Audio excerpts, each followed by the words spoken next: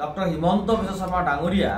আপুনি মিয়া জনগোষ্ঠীতে নিষেধ কেতিয়াও কৰিব নোৱাৰে এই কথাটো আপুনি নিজেও জানে আপোনাৰ মুখ্যমন্ত্ৰী হৈ থকাৰ যিটো যোগ্যতা এই যোগ্যতাটো আপুনি নোহোৱা কৰি পেলাইছে আপুনি পদত্যাগ কৰক আপুনি সঁচাকৈ এজন নীলাভ মুখ্যমন্ত্ৰী মুখ্যমন্ত্ৰীক সকিয়নি আমচুৰ মুখ্য উপদেষ্টাৰ মিয়া মুছলমানক লৈ তুচ্ছ তাচ্ছিল্য নকৰিবলৈ আহ্বান হিমন্ত বিশ্ব শৰ্মাৰ এই যে তুচ্ছ তাচ্ছিল্য এই যে হিন্দু মুছলমানৰ নামত যে সাম্প্ৰদায়িকতা ৰাজনীতি কৰিব বিচাৰিছে আমি একমুখে গৰিহণা দিছোঁ মুখ্যমন্ত্ৰীয়ে ভিন্ন সময়ত মিয়া মুছলমানক লৈ ভিন্ন মন্তব্য দিয়াৰ পাছতে এতিয়া ক্ষোভিত হৈ পৰিছে আমচুৰ মুখ্য উপদেষ্টা আইনুদ্দিন আহমেদ মুখ্যমন্ত্ৰীৰ আসন হিমন্ত বিশ্ব শৰ্মাই লাঘৱ কৰা বুলি প্ৰতিক্ৰিয়া প্ৰকাশ কৰাৰ লগতে হিমন্ত বিশ্ব শৰ্মাক মুখ্যমন্ত্ৰী পদৰ পৰা পদত্যাগ কৰিবলৈও আইনুদ্দিন আহমেদে দাবী জনায় যিদিনাখনে ইয়াত বিজেপি নাথাকে দিছপুৰৰ পৰা আৰম্ভ কৰি গোটেই অসমখন মিয়াই লৈ ল'ব আৰু এইটো কথা মই ভৱিষ্যতবাণী কৰি থৈ গ'লোঁ মইতো মৰণশীল সকলো মানুহটো সদায় জীয়াই থাকিব নোৱাৰে যিদিনাখনে অসমত বিজেপি চৰকাৰ যাব যিবিলাক আমাৰ অসমীয়া মানুহে এতিয়া বিজেপিক অভিশাপ দি আছে তেওঁলোক এদিন নিজে অনুতপ্ত হ'ব কাৰণ এটা মথাউৰিৰ দৰে আমি থিয় কৰি থৈ দিছোঁ 40% মানুহ আগ্ৰাসী মানুহ তেওঁলোক আপোনাৰ মোৰ দৰে মানুহ নহয়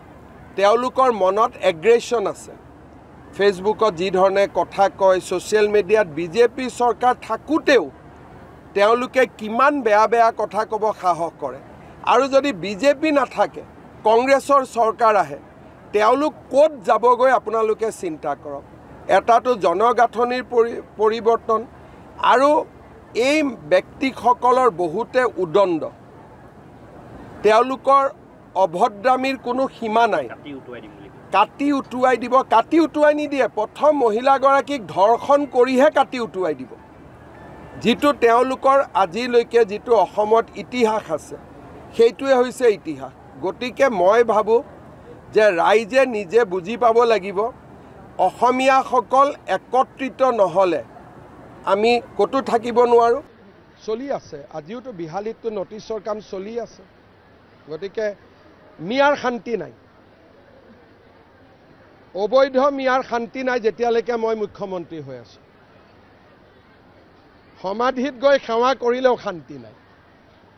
গতিকে যেতিয়ালৈকে মই মুখ্যমন্ত্ৰী হৈ আছোঁ অবৈধ মিয়া টেনশ্যনত থাকিবই লাগিব মই নাথাকিলে বেলেগ কথা অসমৰ মাননীয় মুখ্যমন্ত্ৰী ডক্টৰ হিমন্ত বিশ্ব শৰ্মাই আজি কেইদিনমান ধৰি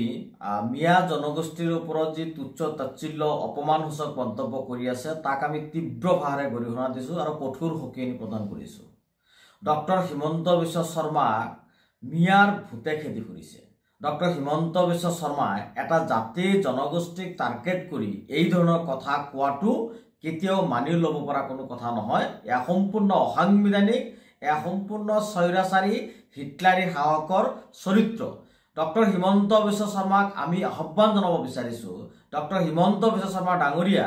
আপুনি মিয়া জনগোষ্ঠীতে নিষেধ কেতিয়াও কৰিব নোৱাৰে এই কথাটো আপুনি নিজেও জানে তাৰ পিছতো এই ধৰণৰ আবুল তাবুল বকি আপুনি মুখ্যমন্ত্ৰীৰ যি আসন যি চকী এই চকীটোৰ সন্মান আপুনি লাঘৱ কৰিছে আপোনাৰ মুখ্যমন্ত্ৰী হৈ থকাৰ যিটো যোগ্যতা সেই যোগ্যতাটো আপুনি নোহোৱা কৰি পেলাইছে আপুনি পদত্যাগ কৰক আপুনি সঁচাকৈ এজন নীলাভ মুখ্যমন্ত্ৰী আপোনাৰ মুখ্যমন্ত্ৰী ক'বলৈ আমাৰ লাজ লগা হৈছে এনেকুৱা এটা মানে